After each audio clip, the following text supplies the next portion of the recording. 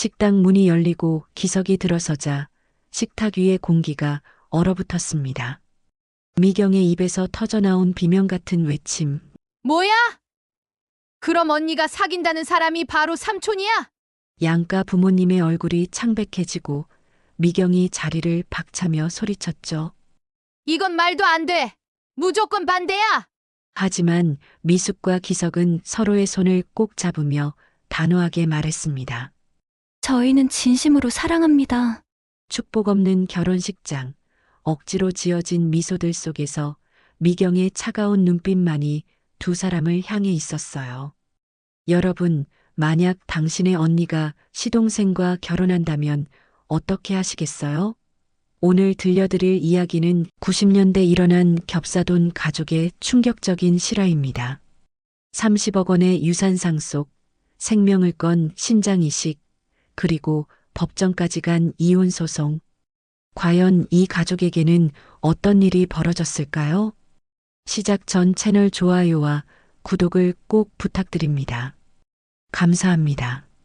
평범했던 두 가족의 만남, 그리고 운명처럼 시작된 이야기입니다. 미숙은 37의 나이에도 결혼을 하지 않은 채 해외 유학을 마치고 돌아와 의상 디자이너로 성공적인 삶을 살고 있었습니다. 명동의 작은 아틀리에를 운영하며 바쁜 나날을 보내고 있었죠. 어머니는 늘 미숙의 결혼을 재촉했지만 미숙은 일에 집중하는 것이 더 좋았습니다. 동생 미경은 이미 결혼을 해서 남편 영수와 함께 잘 살고 있었어요. 미경의 시댁에 가면 가끔 마주치는 사람이 있었는데 바로 영수의 남동생 기석이었습니다. 기석은 33세 젊은 영화 감독이었어요. 막 데뷔작을 완성하고 개봉을 준비하던 시기였죠. 형 영수의 집에 얹혀 살며 영화 작업에 몰두하고 있었습니다. 미숙과 기석은 서로의 존재를 알고는 있었지만 특별한 감정은 없었어요. 오히려 미경이 늘 기석에 대해 부정적으로 이야기했기 때문에 미숙도 기석을 그다지 좋게 보지 않았습니다. 언니, 우리 시동생은 정말 답이 없어. 나이가 30이 넘었는데도 형한테 얹혀 살면서 영화한다고 돈도 안 벌고.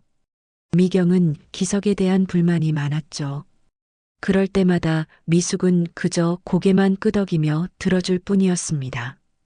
그 시절은 1990년대 말 IMF 외환위기가 지나가던 때였어요. 나라 전체가 경제적으로 어려움을 겪고 있었지만 한편으로는 아파트 값이 오르기 시작하면서 부동산 투자 열풍이 불기도 했습니다. 미경과 영수 부부도 분양권 투자에 관심을 보이며 돈을 벌려고 애썼죠. 영수는 건설회사에서 일하며 부동산 정보를 빠르게 입수할 수 있었기 때문에 투자에 유리했습니다. 여보, 이번에 일산 쪽 분양권 하나 사두면 좋을 것 같아. 내 친구 말로는 확실히 오른대. 영수의 말에 미경도 적극적으로 동의했어요. 두 사람은 여유 자금을 모아 투자를 시작했습니다. 한편 기석의 가족들은 조금 다른 방식으로 돈을 벌려고 했어요. 기석의 어머니와 형수는 다단계 판매에 손을 대며 용돈벌이를 하고 있었습니다. 건강식품, 화장품, 정수기 등 온갖 제품들을 팔려고 애썼죠. 미경은 그런 시댁 식구들의 모습이 못마땅했습니다. 언니, 우리 시어머니가 또 이상한 제품 들고 오셨어. 이번엔 알로에 주스래. 한 박스에 30만 원이나 한대. 정말 답답해 죽겠어. 미경이 투덜거리면 미숙은 그저 웃으며 위로해 줄 뿐이었어요. 어느 봄날 기석의 영화 촬영이 한창이던 때였습니다. 기석은 의상 문제로 고민하고 있었어요. 예산이 부족해서 제대로 된 의상을 구하기 어려웠던 거죠. 형수를 통해 미숙이 의상 디자이너라는 걸 알게 된 기석은 용기를 내어 미숙에게 도움을 청했습니다. 누나, 제가 영화를 찍고 있는데 의상 때문에 고민이 많아요. 혹시 도와주실 수 있을까요? 기석의 간절한 부탁에 미숙은 촬영장을 방문하게 되었어요. 기석의 영화는 1970년대를 배경으로 한 멜로 드라마였습니다. 미숙은 기석의 진지한 작업 태도와 예술에 대한 열정을 보며 그동안 가졌던 선입견이 조금씩 바뀌기 시작했죠. 이 장면에서는 여주인공이 첫사랑을 만나러 가는 거예요. 설레면서도 두려운 마음을 의상으로 표현하고 싶어요.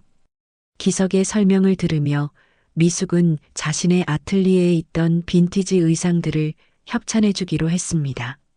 촬영장을 오가며 두 사람은 자연스럽게 가까워졌어요. 영화에 대한 이야기, 디자인에 대한 이야기를 나누다 보니 서로에게 호감을 느끼게 되었죠.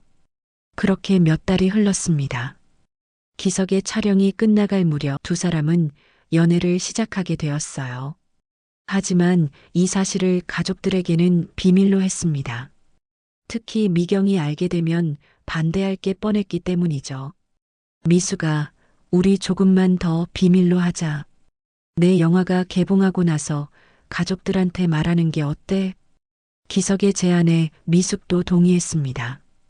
두 사람은 몰래 만나며 사랑을 키워갔어요. 미숙의 어머니는 여전히 딸의 결혼을 재촉했습니다. 37이라는 나이가 어머니에게는 큰 걱정거리였죠. 미숙아, 너 정말 이러다 홍기 놓치는 거 아니니? 주변에 괜찮은 남자 없어? 어머니의 재촉에 미숙은 이제 슬슬 기석과의 관계를 밝혀야 할 때라고 생각했습니다. 기석도 영화 개봉을 앞두고 있었고 두 사람의 관계도 안정적이었으니까요. 하지만 미경에게 어떻게 말해야 할지 고민이었습니다. 그러던 어느 토요일 미숙은 결심했습니다. 가족들에게 남자친구를 소개하기로 한 거예요. 미경의 가족도 함께 모이는 자리였습니다. 식당에 모인 가족들은 미숙이 데려올 남자가 누군지 궁금해했죠. 미경도 언니의 남자친구가 어떤 사람인지 기대하고 있었습니다. 언니, 그 사람 직업이 뭐래? 나이는? 미경의 질문에 미숙은 그저 웃기만 했어요. 곧 알게 될 테니까요. 식당 문이 열리고 기석이 들어왔습니다. 순간 식당 안은 정적에 휩싸였어요.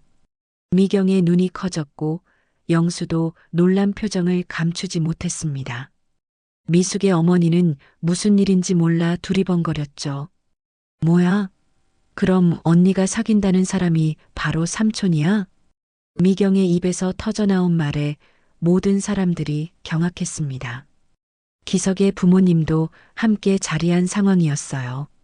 겹사돈이라는 전례 없는 상황에 양쪽 가족 모두 당황스러운 표정을 지었습니다. 이게 무슨 일이야?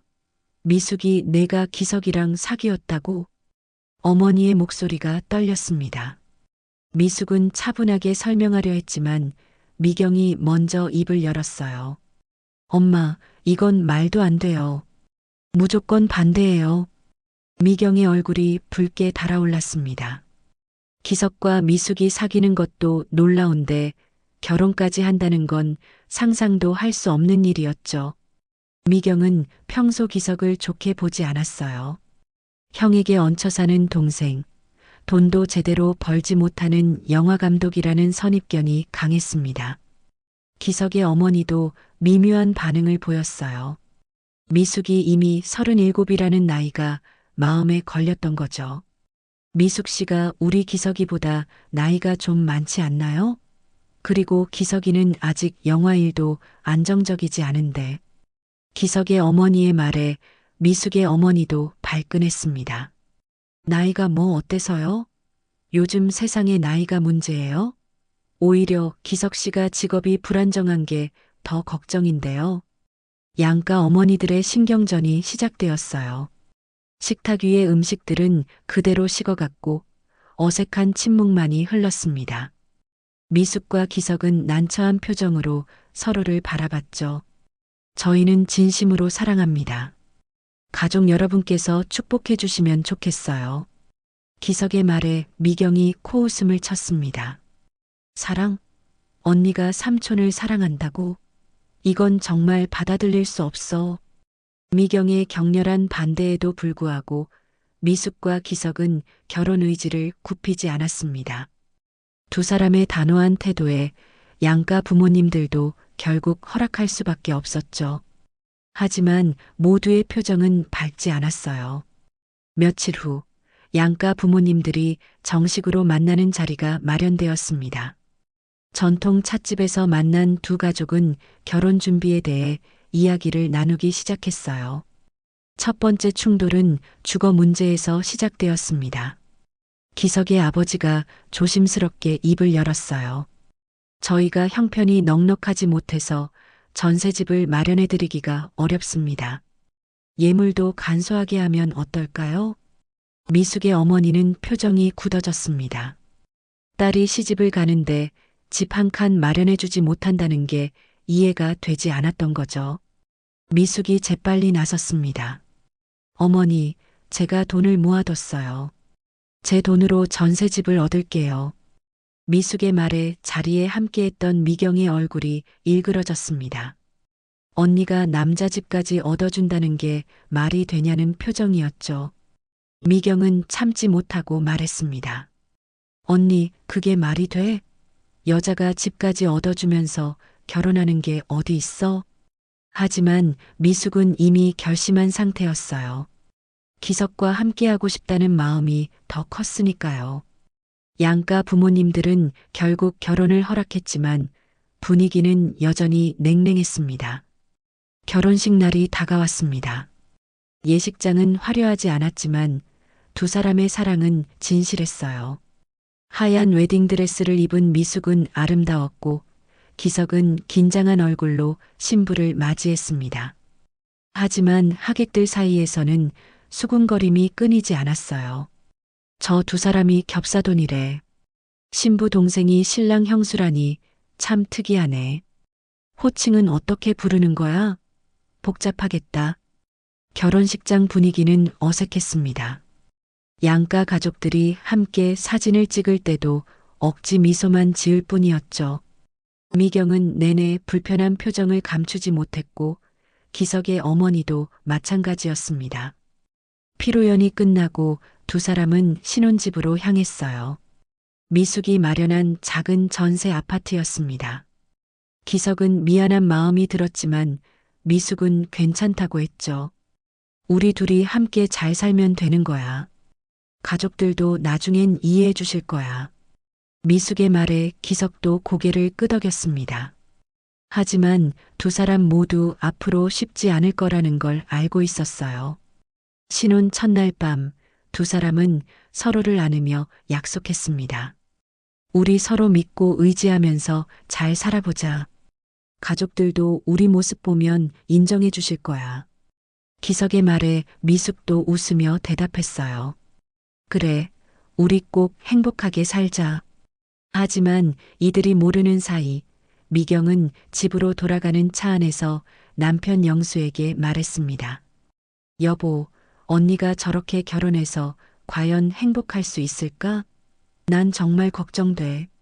영수는 아무 말도 하지 못했어요.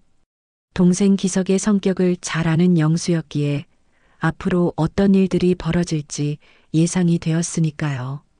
한편 기석의 부모님 집에서는 기석의 어머니가 한숨을 쉬었습니다. 아이고, 우리 기석이가 나이 많은 여자한테 가서 애는 낳을 수 있으려나? 걱정은 이제 막 시작되었습니다. 겹사돈으로 얽힌 두 가족의 운명은 앞으로 어떻게 펼쳐질까요? 신혼의 달콤함도 잠시, 현실의 벽은 생각보다 높았습니다. 미숙과 기석은 신혼여행을 제주도로 계획했어요. 비행기 표도 예약하고 숙소도 모두 준비했죠. 출발 전날 밤 기석은 영화 동료들과 마지막 회식이 있다며 나갔습니다. 금방 올게. 내일 비행기 시간 있으니까 일찍 들어올게. 기석의 약속을 믿고 미숙은 집에서 짐을 쌌어요. 하지만 기석은 새벽까지 돌아오지 않았습니다. 미숙은 불안한 마음에 잠을 이루지 못했죠. 아침이 되어서야 기석이 비틀거리며 집에 들어왔습니다. 미안해. 동료들이 붙잡는 바람에 술에 취한 기석은 소파에 쓰러져 잠들어 버렸어요. 비행기 시간은 2시간 후였습니다. 미숙은 필사적으로 기석을 깨웠지만 기석은 일어나지 못했죠. 결국 두 사람은 비행기를 놓쳤습니다. 기석아, 어떻게 이럴 수가 있어? 신혼여행인데. 미숙의 목소리는 떨렸지만 기석은 제대로 된 사과조차 하지 못했습니다. 숙취로 고통스러워하며 화장실로 달려갔죠. 미숙은 혼자 앉아서 눈물을 흘렸어요. 첫 번째 실망이었습니다. 신혼여행을 취소하고 집에서 보낸 일주일은 어색했습니다. 미숙은 기석의 사과를 기다렸지만 기석은 미안하다는 말만 반복할 뿐 특별한 행동은 하지 않았어요. 오히려 다시 영화 작업에 몰두하기 시작했죠. 개봉 준비가 바빠서 그래. 조금만 참아줘. 기석의 말에 미숙은 이해하려고 애썼습니다. 하지만 마음 한편은 허전했어요. 소식을 들은 미경이 언니를 찾아왔습니다. 미경의 얼굴에는 걱정과 함께 묘한 만족감이 섞여 있었죠. 그래서 내가 뭐라고 했어? 삼촌은 원래 그런 사람이야. 술만 마시면 정신을 못 차려.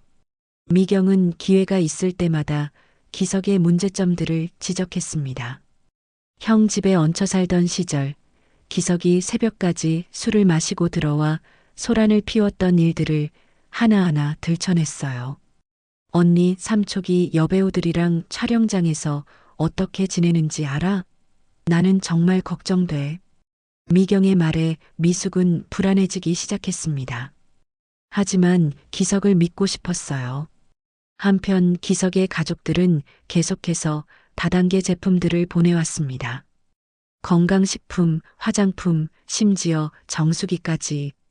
미숙의 집은 어느새 다단계 제품 창고처럼 변해갔죠. 며느리, 이거 정말 좋은 거야. 우리 가족들 다 먹고 있어. 너희도 먹어봐. 시어머니의 전화를 받을 때마다 미숙은 난처했습니다. 제품값은 모두 미숙이 부담해야 했으니까요. 기석은 어머니에게 한마디도 하지 못했어요. 엄마가 좋아서 보내는 건데 뭐라고 해? 기석의 무책임한 태도에 미숙은 답답했습니다. 경제적 부담은 모두 미숙의 몫이었죠. 기석의 영화는 아직 개봉 전이었고 수입은 전혀 없었습니다. 미숙은 디자인 일을 하며 생활비를 벌었어요. 전셋집 보증금도 미숙의 돈이었고 생활비도 미숙이 대부분 부담했습니다. 기석은 가끔 미안하다는 말만 할 뿐이었죠. 드디어 기석의 영화가 개봉했습니다. 미숙은 기대에 부풀어 시사회에 참석했어요. 영화는 감동적이었습니다. 기석의 재능을 확인할 수 있었죠. 하지만 문제는 흥행이었습니다.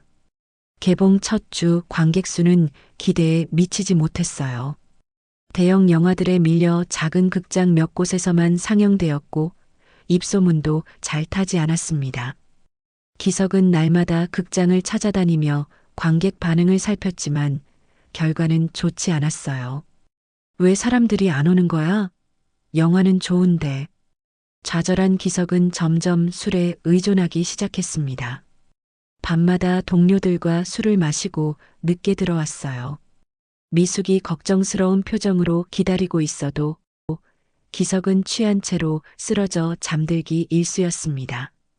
기석아, 술 좀 줄여. 몸 상해.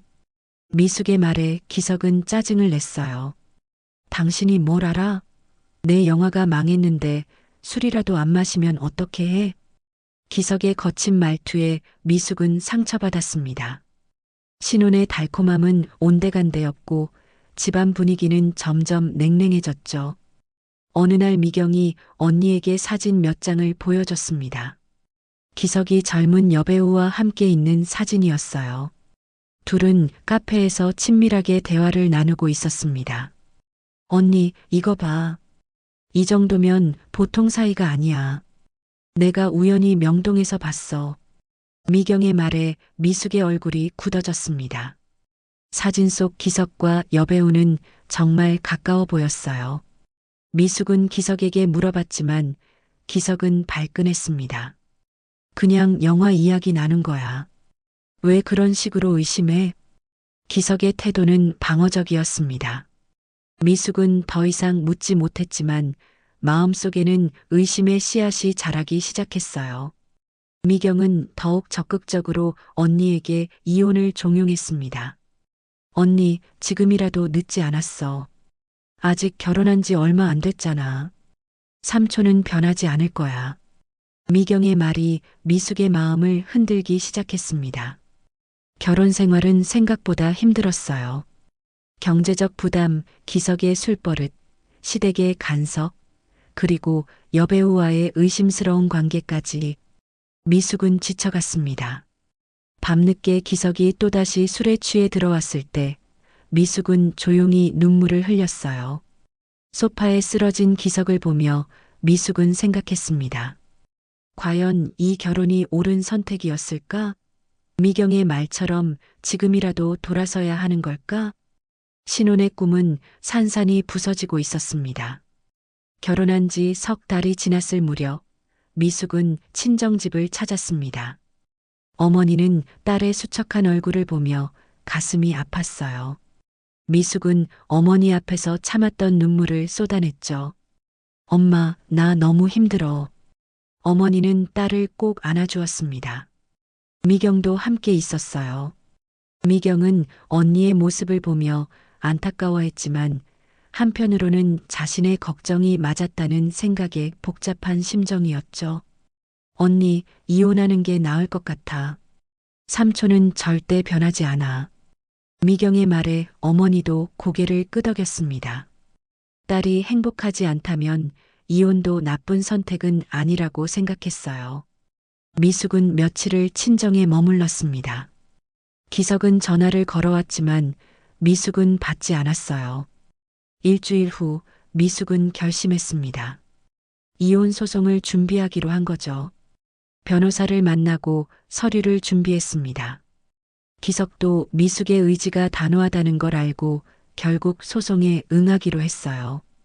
가정법원에서 조정 기일이 잡혔습니다. 판사는 두 사람의 이야기를 들으며 고개를 가로저었어요. 겹사돈으로 인한 가족 간 갈등이 주요 원인이군요. 이런 경우는 정말 드문데 두 분 모두 감정적으로 힘든 상황인 것 같습니다. 판사는 3개월의 숙려 기간을 주었습니다. 하지만 미숙의 마음은 이미 돌아선 상태였어요.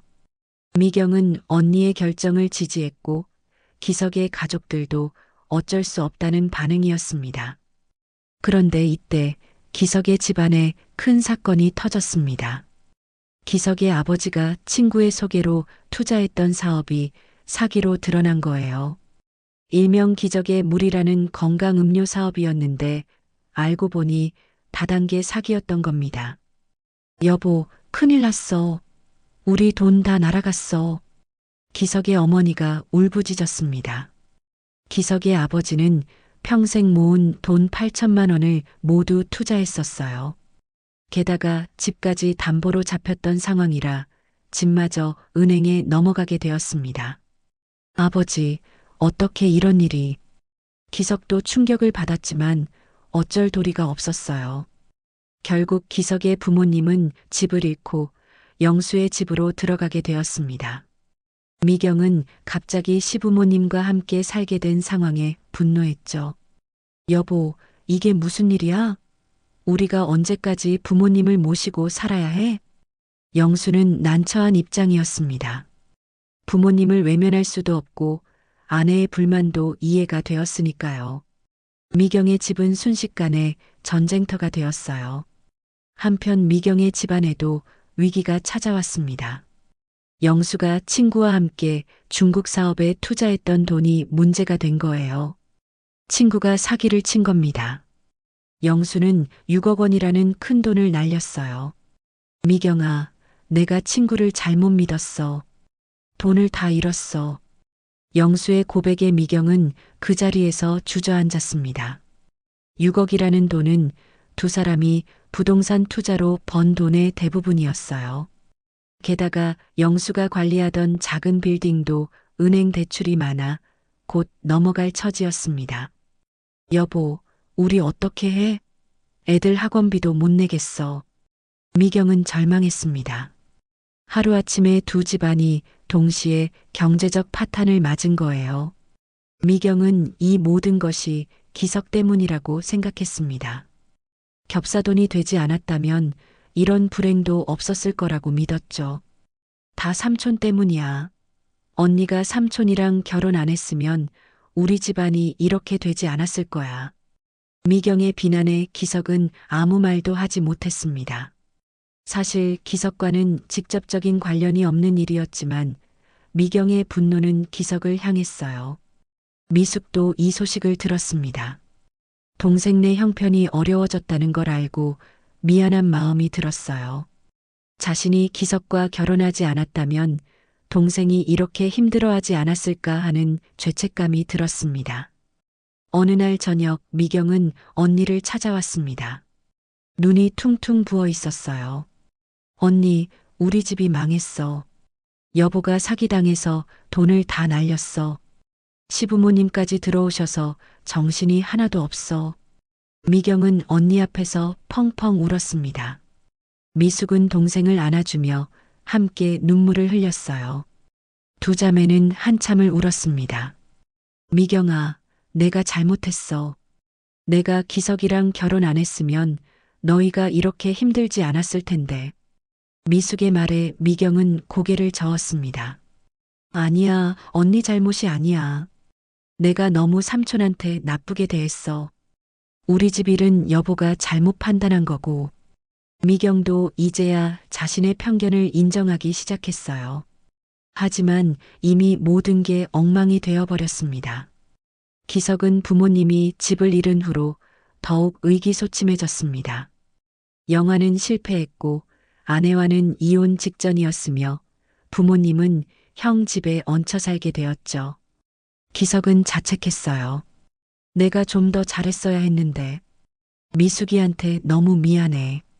기석은 미숙에게 전화를 걸었습니다. 미숙은 한참을 망설이다가 전화를 받았어요. 미숙아, 미안해. 내가 정말 잘못했어. 다시 한번 기회를 줘. 기석의 목소리는 떨리고 있었습니다. 미숙도 눈물이 났지만 마음을 굳게 먹었어요. 기석 씨, 이제 너무 늦었어요.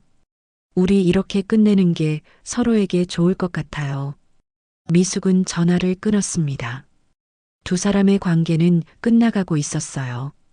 양가 집안은 모두 경제적으로 힘든 시기를 보내고 있었습니다. 미경의 집에서는 매일 다툼이 일어났고 기석의 부모님은 자가저만 갔죠. 영수는 빌딩을 지키려고 이리저리 뛰어다녔지만 상황은 나아지지 않았습니다. 이제 어떻게 살아? 우리 인생이 이렇게 망가질 줄 누가 알았어? 미경의 한숨소리만이 집안에 울려 퍼졌습니다. 두 달이 흘렀습니다. 미숙과 기석의 이혼 조정은 결렬되었고 본격적인 재판이 시작되었어요. 변호사들이 오가며 재산 분할과 위자료 문제를 따졌지만 나눌 재산도 별로 없었습니다. 미숙이 마련한 전세집이 전부였으니까요.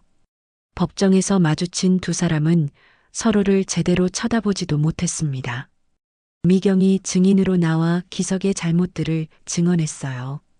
기석의 술버릇, 무책임한 태도, 경제적 무능력까지. 미경의 증언은 냉정했습니다. 기석 씨는 결혼 생활 내내 경제적 부담을 언니에게만 지웠습니다. 신혼여행도 못 가게 했고 술만 마시면 폭언도 했어요. 기석은 고개를 떨구었습니다. 변명할 말이 없었어요. 판사는 3주 후에 최종 판결을 내리겠다고 했습니다. 법정을 나오며 미숙은 텅 빈 마음을 느꼈어요. 이혼이 확정되면 모든 게 끝나는 건데 왜 이렇게 허전한지 모르겠었습니다. 기석도 멀리서 미숙을 바라보고 있었지만 다가가지 못했어요. 그런데 바로 그날 저녁 믿을 수 없는 소식이 들려왔습니다. 기석의 증조할머니 명의로 된 땅이 개발지역에 포함되었다는 거예요. 기석의 아버지도 몰랐던 땅이었습니다. 충청도 시골에 있던 2,000평의 땅이 도로 개발 구역에 들어간 거죠. 아버지, 보상금이 얼마래요? 기석이 떨리는 목소리로 물었습니다. 30억이야. 30억이라고. 기석의 아버지는 울먹였습니다. 전 재산을 잃고 집까지 빼앗겼던 집안에 갑자기 거액이 생긴 거예요. 하루아침에 기석의 가족은 부자가 되었습니다. 소식은 곧 미경의 귀에도 들어갔어요. 미경은 복잡한 감정에 휩싸였습니다. 시댁이 갑자기 부자가 되었다는 사실이 믿기지 않았죠. 그리고 자신이 그동안 기석을 무시했던 것이 부끄러워졌습니다. 여보, 시아버님이 30억을 받으신대. 우리도 이제 좀 숨통이 트이는 거 아니야? 미경의 말에 영수는 쓴웃음을 지었습니다. 우리가 무슨 자격으로 부모님 돈을 바라봐? 우리는 우리 힘으로 살아야지. 영수의 말이 옳았지만 미경은 마음이 편치 않았어요.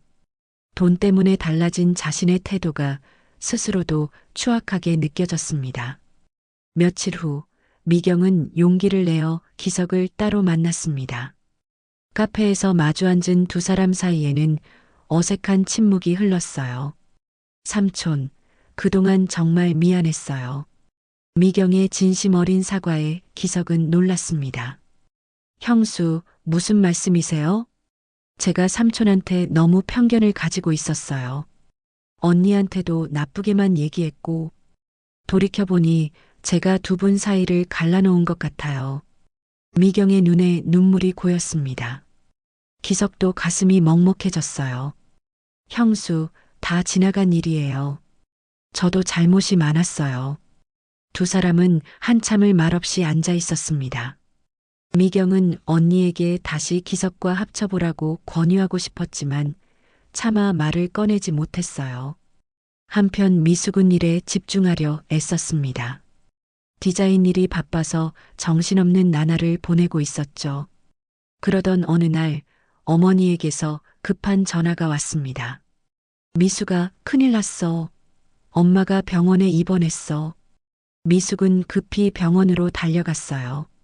어머니는 급성 심부전으로 쓰러져 있었습니다. 의사는 심각한 표정으로 설명했죠. 신장 기능이 거의 정지 상태입니다. 투석을 해야 하는데 장기적으로는 신장 이식이 필요합니다. 미숙은 하늘이 무너지는 것 같았어요. 미경도 급히 병원으로 왔습니다. 두 자매는 어머니 곁을 지키며 눈물을 흘렸어요. 언니, 엄마 어떡해? 신장 이식을 해야 한대. 미경의 떨리는 목소리에 미숙도 눈물을 닦았습니다. 우리가 기증하면 되지. 혈액형 검사부터 해보자. 하지만 문제가 생겼습니다. 미숙과 미경 모두 어머니와 혈액형이 달랐어요. 미숙은 O형, 미경은 B형이었는데 어머니는 O형이었습니다. 의사는 교차 이식도 가능하지만 조직 적합성 검사가 필요하다고 했죠. 가족 중에 O형이 있으신가요? 의사의 질문에 두 자매는 고개를 저었습니다. 친척들을 수소문했지만 조직 적합성이 맞는 사람을 찾기가 어려웠어요. 엄마, 꼭 방법을 찾을게. 포기하지 마. 미숙은 어머니 손을 꼭 잡았습니다. 어머니는 힘없이 웃으며 딸의 손을 쓰다듬었어요. 투석 치료가 시작되었지만 어머니의 상태는 좋지 않았습니다. 하루가 다르게 기력이 떨어졌어요. 미숙과 미경은 교대로 병원을 지켰습니다.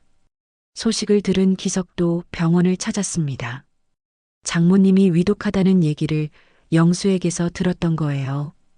기석은 조용히 병실 문 앞에 섰지만 들어가지 못했습니다. 자신이 들어가면 미숙이 불편해할 것 같았어요. 복도에서 마주친 미경이 기석을 발견했습니다. 삼촌, 왜 여기 서 있어요? 들어가 보세요. 미경의 말에 기석은 고개를 저었어요. 저는 그냥 무난 인사만 하려고요. 미숙 씨가 불편해할 것 같아서. 삼촌. 미경은 기석의 배려에 마음이 아팠습니다.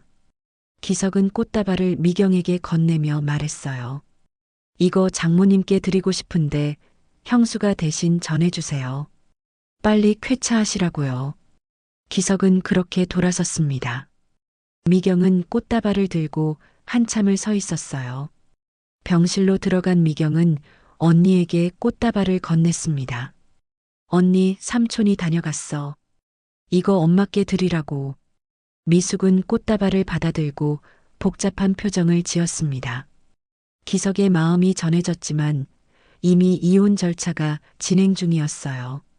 어머니가 약한 목소리로 말했습니다. 기석이가 왔었니? 그 친구 참 마음씨가 고운 것 같더라. 어머니의 말에 미숙은 아무 대답도 하지 못했습니다. 눈물만 흘렀어요. 그날 밤 기석은 혼자 병원 근처를 배회했습니다. 장모님의 병세가 걱정되었고 미숙의 힘든 모습이 마음에 걸렸죠. 기석은 조용히 기도했습니다. 장모님이 건강해지기를, 그리고 미숙이 힘을 내기를 바랐어요. 병원 창문 너머로 미숙의 그림자가 보였습니다. 어머니 곁을 지키는 미숙의 모습을 보며 기석은 가슴이 미어졌습니다. 미숙아, 내가 뭘 해줄 수 있을까?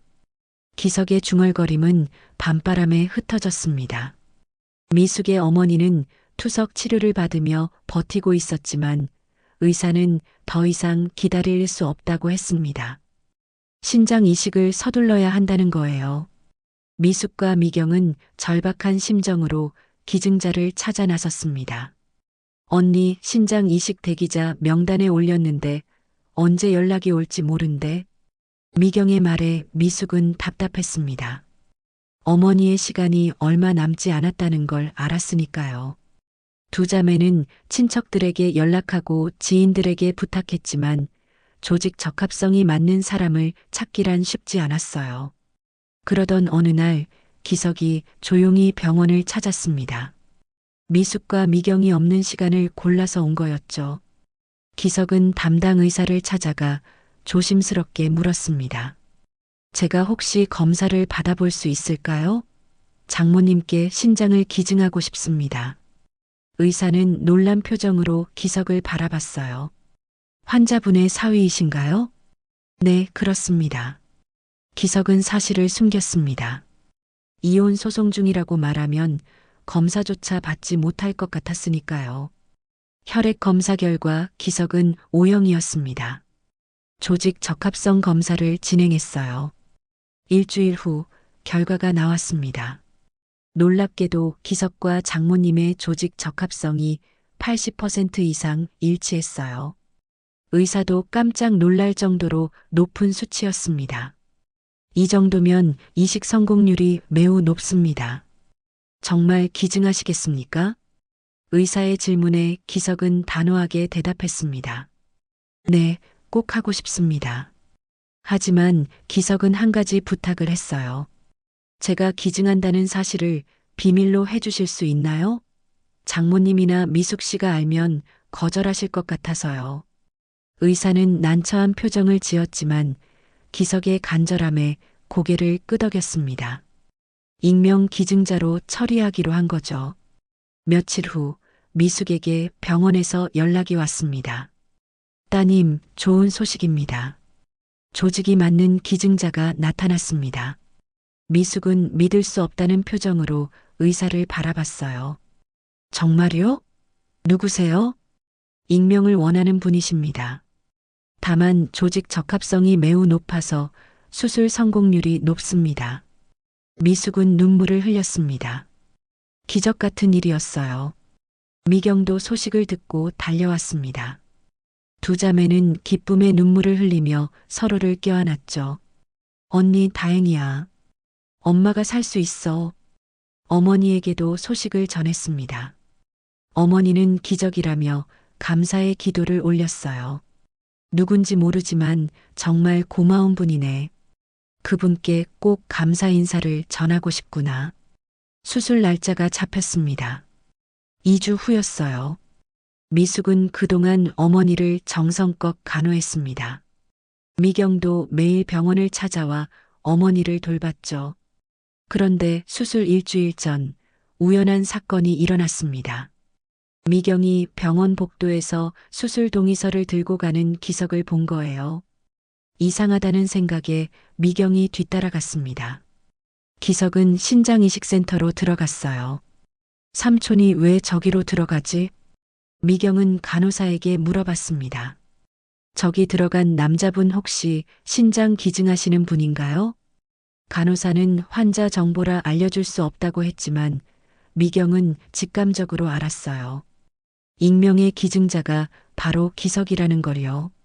미경은 기석이 나올 때까지 기다렸습니다. 기석이 센터에서 나오자 미경이 다가갔어요. 삼촌, 설마 삼촌이 우리 엄마한테 신장을 기증하시는 거예요? 기석은 깜짝 놀라 미경을 바라봤습니다. 들킬 생각은 하지 못했던 거죠. 형수, 이건 삼촌, 정말이에요? 익명 기증자가 삼촌이었어요? 미경의 눈에 눈물이 고였습니다. 기석은 한참을 망설이다가 고개를 끄덕였어요. 네, 맞아요. 하지만 아무한테도 말하지 마세요. 특히 미숙 씨한테는요. 왜요? 언니가 알아야 하잖아요. 장모님이 절 안 좋아하시잖아요. 제 신장이라고 하면 거절하실 수도 있어요. 그냥 모르는 사람이 기증한 거로 해주세요. 기석의 말에 미경은 가슴이 무너졌습니다. 자신이 그동안 기석을 얼마나 함부로 대했는지, 얼마나 편견에 사로잡혀 있었는지 깨달았던 거죠. 삼촌, 정말 미안해요. 제가 정말 잘못 생각했어요. 미경은 기석 앞에서 울었습니다. 기석은 어색하게 미경의 어깨를 두드려 주었어요. 형수, 괜찮아요. 다 지나간 일이에요. 장모님만 건강해지시면 되는 거예요. 미경은 집으로 돌아가 남편 영수에게 모든 걸 말했습니다. 영수도 놀라움을 금치 못했어요. 동생이 그런 결정을 했다고? 대단한데. 여보, 나 정말 부끄러워. 내가 삼촌한테 얼마나 못되게 굴었는데. 언니한테도 나쁘게만 얘기했고. 미경은 자책했습니다. 영수는 아내를 위로했죠. 이제라도 알았으면 됐어. 미숙 씨한테는 말하지 말자. 동생 뜻대로 해주는 게 맞을 것 같아. 미경은 고민했지만 결국 비밀로 하기로 했습니다.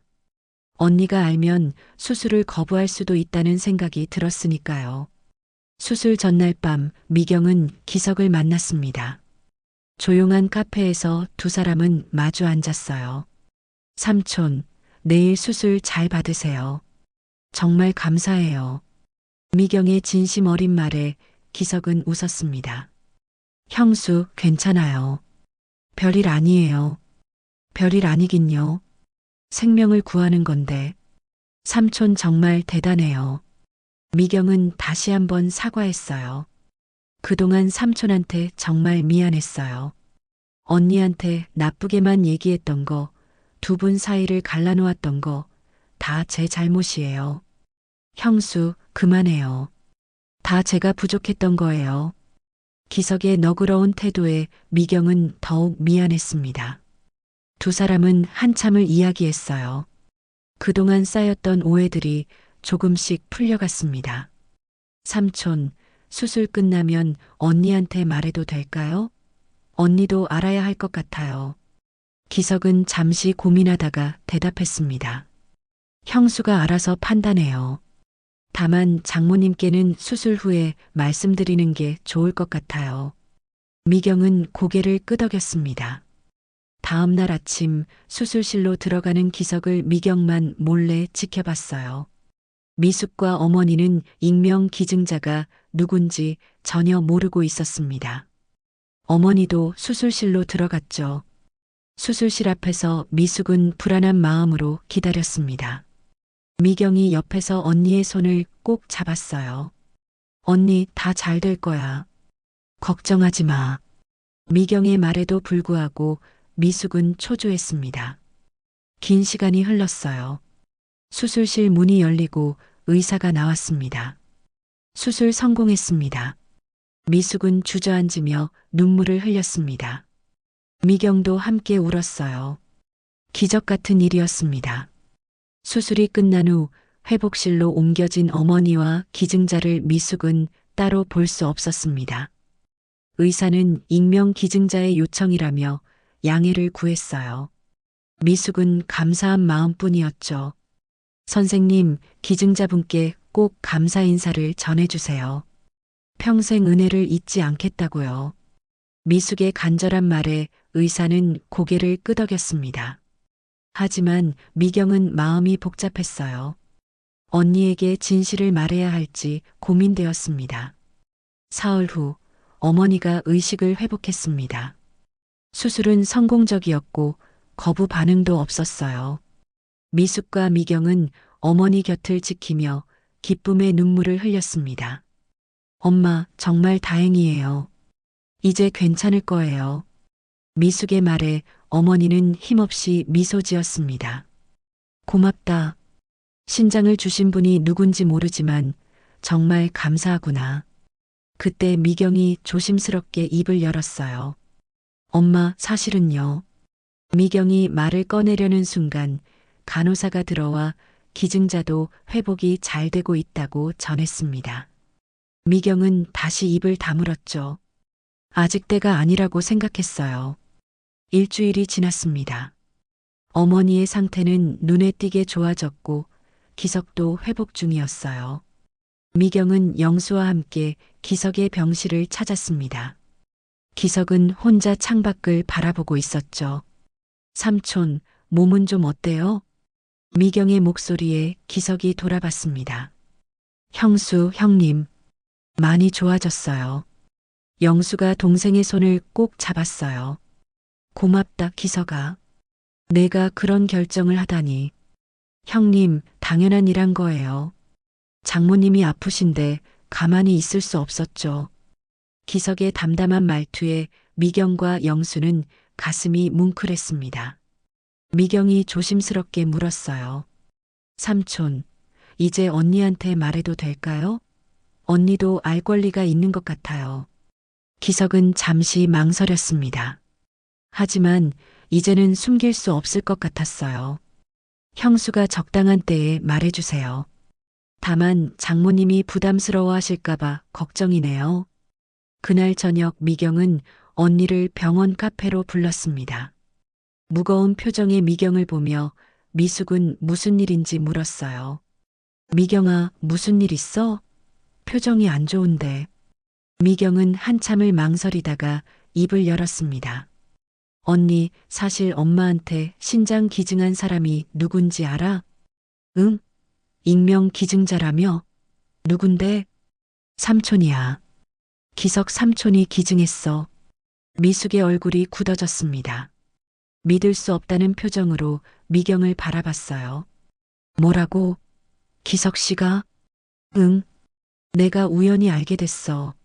삼촌이 비밀로 해달라고 했는데 언니는 알아야 할 것 같아서.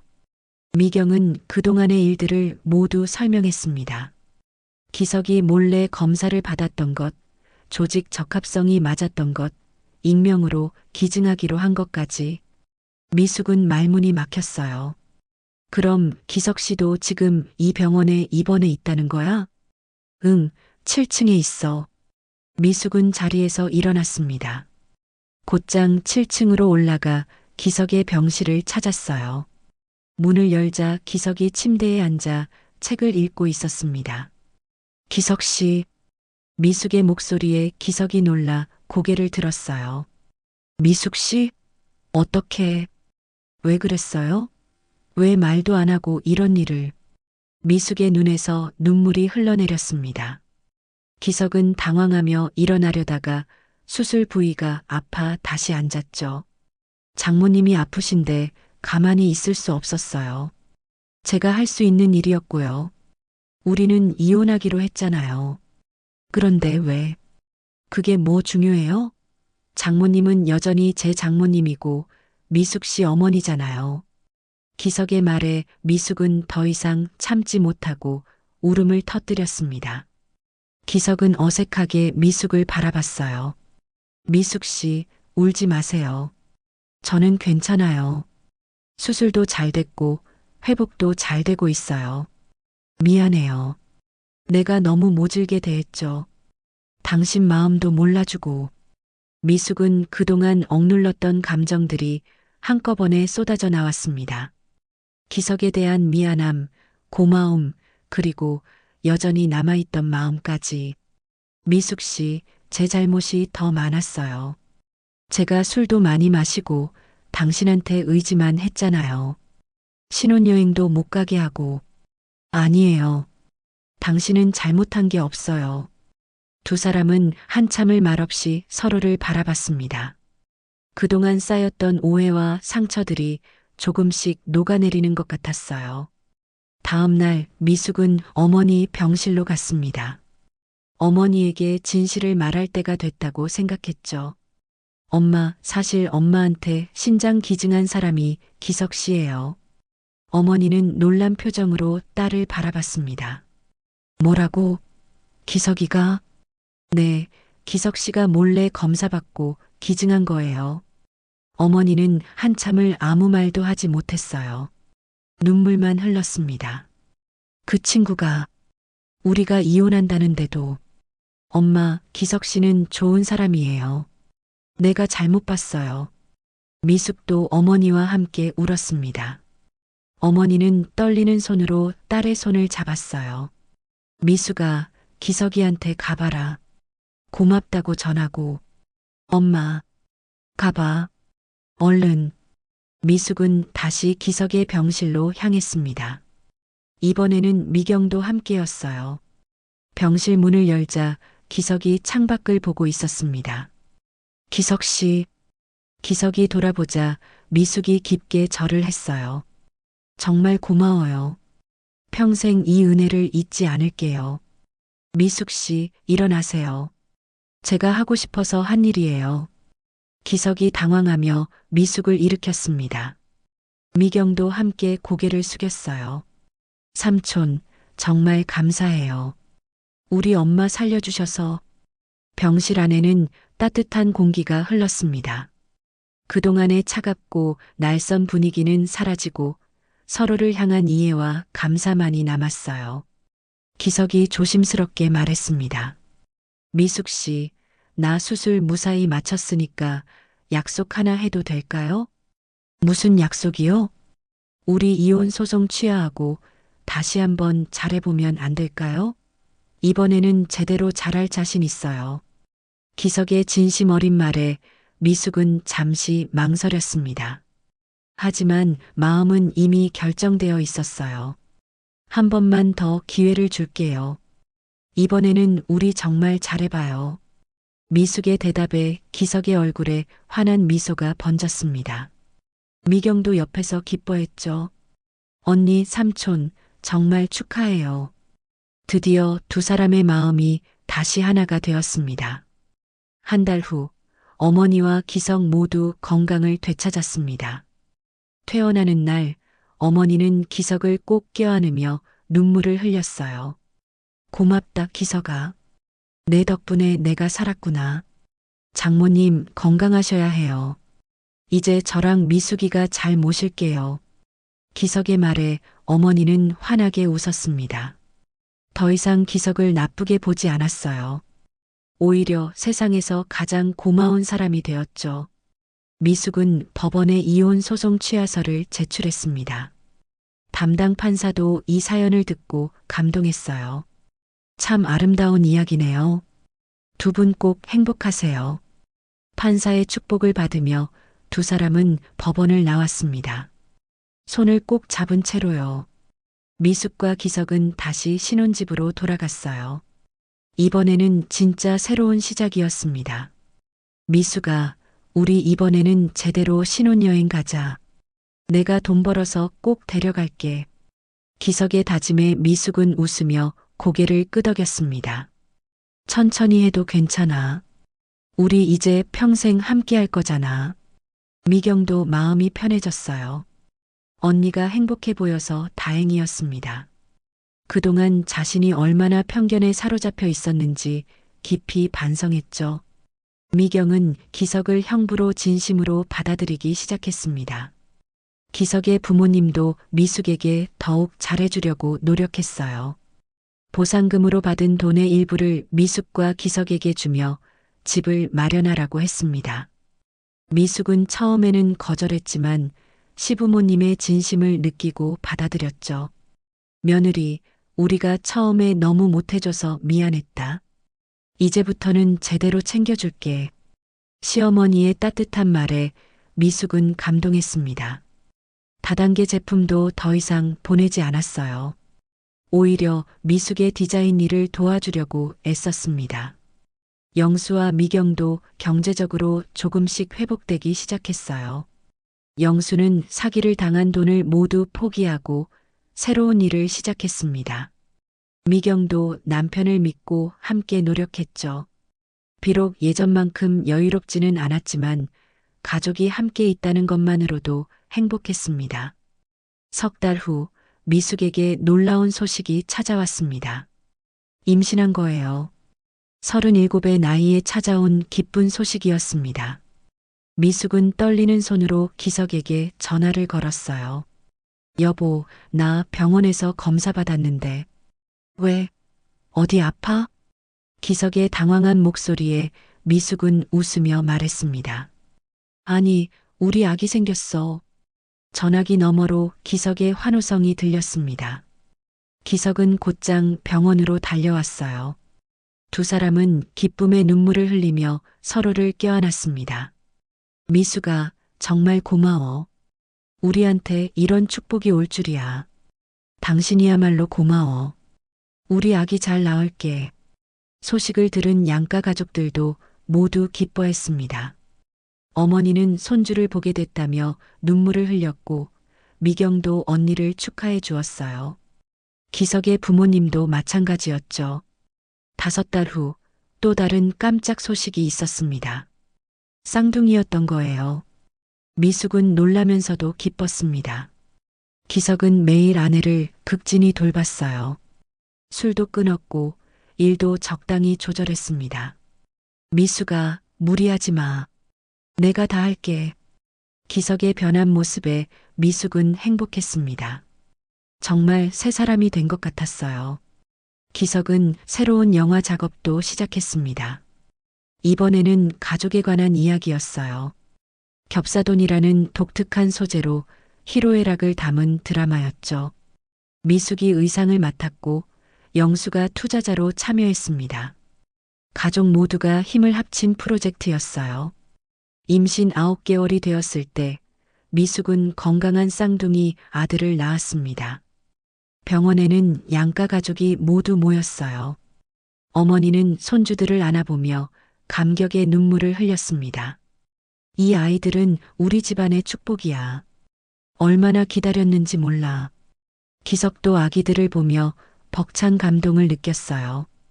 자신의 신장을 나눠준 장모님이 건강하게 손주를 안아보는 모습이 기적처럼 느껴졌습니다. 장모님 건강하셔서 손주들 크는 거 다 보셔야 해요. 그래, 얘야. 내 덕분에 이렇게 손주들도 보게 됐구나.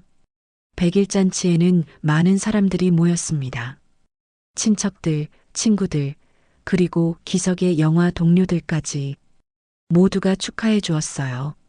미경은 조카들을 안아보며 흐뭇하게 웃었습니다.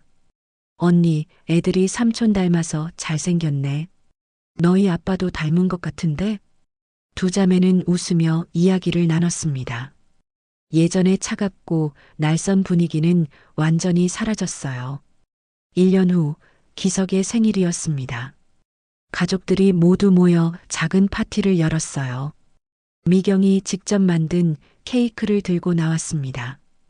우리 형부 무슨 소원 빌지 생각해놨어요? 미경이 자연스럽게 형부라고 부르는 모습에 모두가 미소 지었습니다. 기석도 흐뭇한 표정으로 대답했어요. 소원은 다 이루어졌는데요. 가족들이 모두 건강하고 아내랑 아이들도 있고 그래도 하나 빌어봐요. 미경의 재촉에 기석은 눈을 감고 소원을 빌었습니다. 촛불을 끄자 박수와 함께 환호성이 터져 나왔어요. 어머니가 기석의 손을 잡으며 말했습니다. 기석아, 고맙다. 내가 아니었으면 나도 없었고 이런 행복한 날도 없었을 거야. 장모님, 저야말로 감사하죠. 미숙이를 제 아내로 만나게 해주셔서요. 식탁에 둘러앉은 가족들은 따뜻한 분위기 속에서 식사를 했습니다. 쌍둥이 아기들은 아장아장 걸어다니며 웃음을 주었어요. 영수와 미경의 아이들도 사촌 동생들을 귀여워하며 돌봐주었죠. 아빠, 삼촌이 우리 고모부이기도 하고 삼촌이기도 한 거 맞죠? 영수의 아들이 묻자 모두가 웃음을 터뜨렸습니다. 그렇지. 특별한 우리 가족이야.